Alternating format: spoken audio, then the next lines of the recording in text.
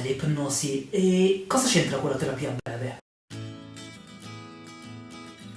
L'ipnosi è almeno tre cose. Uno stato di coscienza in cui entriamo tutti costantemente. È presente per esempio quando stai guidando la macchina e stai pensando a delle cose, sei completamente assorbito in quelle cose, a un certo punto ti ritrovi di fronte a casa e non sai come ci sei arrivato? Ecco, eri in uno stato di ipnosi. Quindi nell'ipnosi noi in realtà ci entriamo e ci usciamo di continuo durante il giorno, durante la nostra vita. È peraltro uno stato del tutto fisiologico ed è stata studiata inizialmente dai medici, poi successivamente gli psicologi se ne sono appropriati per utilizzarla nella psicoterapia. In secondo luogo è una tecnica, o meglio una serie di tecniche per indurre questo stato, chiamato appunto ipnosi o trance più correttamente. In terzo luogo può essere una vera e propria terapia, in quel caso si parla di ipnosi terapia, quando cioè utilizzi l'ipnosi, prevalentemente l'ipnosi, per fare una psicoterapia. Comunque considera che la maggior parte degli ipnotisti sono d'accordo nel dire che l'ipnosi è il mezzo per fare psicoterapia, non è la psicoterapia vera e propria. Che c'entra con la terapia breve?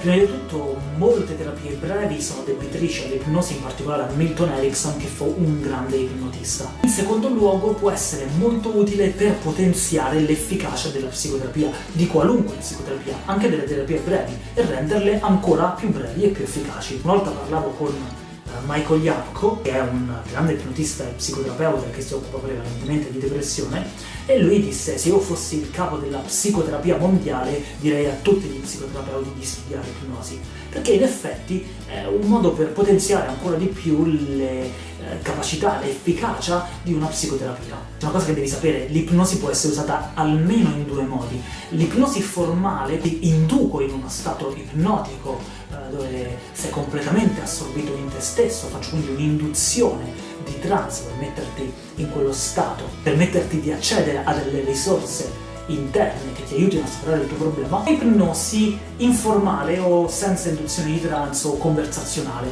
cioè nel dialogo faccia a faccia utilizzo delle parole, dei modi di parlare ipnotici che ti aiutano comunque ad accedere più facilmente e a sbloccare più facilmente delle risorse. In definitiva, l'ipnosi è una risorsa in più che lo psicoterapeuta può utilizzare in modo informale o in modo formale per migliorare l'efficacia di una psicoterapia. Ciao e al prossimo video!